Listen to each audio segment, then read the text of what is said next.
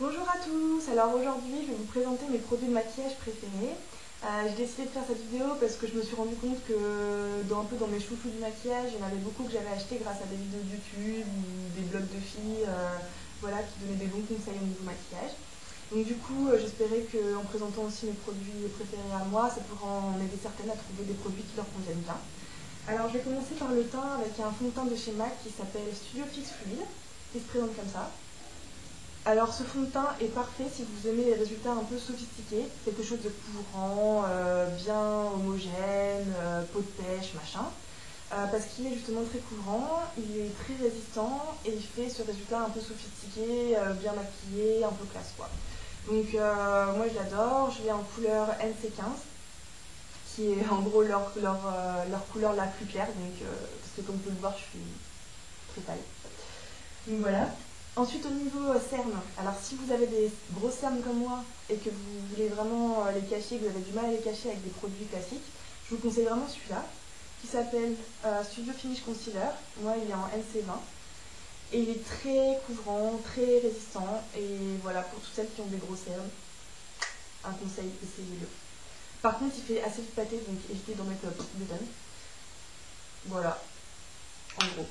Ah oui, ce que je voulais dire aussi, c'est que voilà, je l'ai depuis un an et vous voyez, il me reste encore plus de la moitié. Donc des fois on dit que MAC c'est cher, c'est vrai, mais pour certains trucs, ça vaut le coup. C'est assez rentable. Au niveau poudre bronzante, si vous avez mon teint blafard, vous devez acheter une poudre bronzante pour avoir une tête un peu plus potable. Enfin bon, je dis ça, c'est juste que je sais que la plupart des gens qui ont la peau pâle, ils préfèrent avoir une peau bronzée, donc ils aiment bien un peu se colorer la peau. Donc moi ce que j'adore c'est le NARS Laguna qui a cette tête là. Et en fait ce qui est génial avec ce produit, c'est que c'est un peu la teinte parfaite, ni trop orange, ni trop marron, qui vous fait un résultat super naturel et pas du tout genre la fille qui a essayé de se barbouiller de poudre pour faire croire qu'elle était bronzée quoi. Voilà. Au niveau fond de teint, alors si vous vous maquillez beaucoup les yeux et si vous aimez bien mettre du rouge à lèvres, c'est pas mal d'avoir un blush qui est assez discret pour pas en rajouter en fait, pour pas faire une tête un peu trop chargée. Et du coup c'est pour ça que moi j'aime bien le blush de chez MAC qui s'appelle Cubic, qui est comme ça. Et en gros en fait c'est une couleur assez rose, enfin qui est rose, mais qui est assez vieux rose, rose patiné, et qui fait donc du coup pas du tout flashy mais plutôt neutre quoi. Donc c'est très bien pour donner de la couleur sans trop surcharger le maquillage. Ensuite au niveau des yeux, alors ce que je conseille avant toute chose, c'est une base. Alors la base c'est un instrument magique, ça a changé ma vie de maquillage quand j'ai découvert ce truc. Ça en fait vous l'appliquez avant de mettre votre fard à paupières et ça vous fait un résultat parfait. En gros ça fait que la couleur que vous voyez dans le pot de votre fard à paupières, c'est la couleur que vous avez sur l'œil, quoi, littéralement. Et en plus, ça aide le fard à paupières à durer toute la journée. Donc il y en a plein sur le marché. Moi là j'ai utilisé Shadow Endurance de Too Faced. Mais bon, je pense qu'il y en a pas mal. Ils sont à peu près tous équivalents, je crois. Au niveau des fards à paupières, il y en a trois que j'adore et ils sont tous les trois de chez MAC parce que franchement la qualité de leur fard à paupières est assez géniale. Le premier s'appelle Dazzle Light, vous voyez que je l'ai assez utilisé. Et en fait c'est un crème lumineux comme ça. Et en fait c'est un basique, je pense qu'il y a l'équivalent en fait dans d'autres couleurs ou d'autres marques. Mais ça vous aide en fait à mettre à éclaircir, illuminer le dessous du sourcil ou alors la paupière mobile. Ensuite, mes deux coups de cœur en fait, c'est des couleurs un peu plus foncées. Il y en a un, c'est Satin Taupe. Il a une réputation d'enfer, mais il mérite honnêtement sa réputation.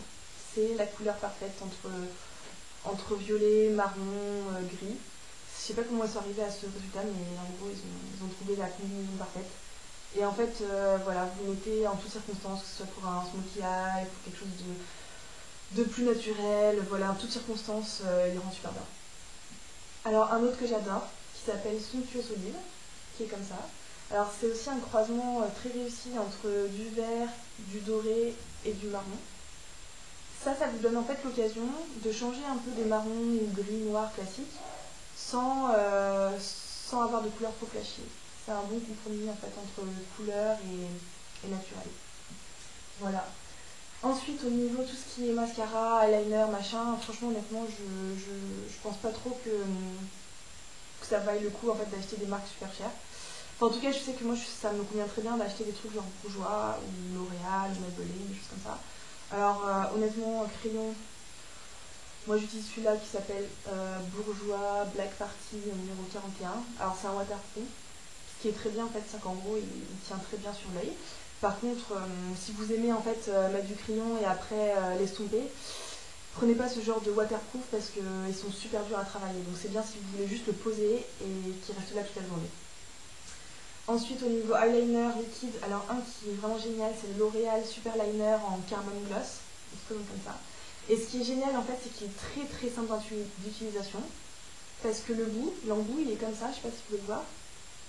Mais en gros, c'est un embout qui est assez fin pour faire des traits, pas non plus gros pâtés, mais assez solide pour que en fait, quand vous mettez la pointe sur l'œil et que vous étirez, ça garde en fait la lignée que vous donnez à la lignée, quoi. Je sais pas comment l'expliquer. En gros, c'est pas comme un petit pinceau super mou qui va partout.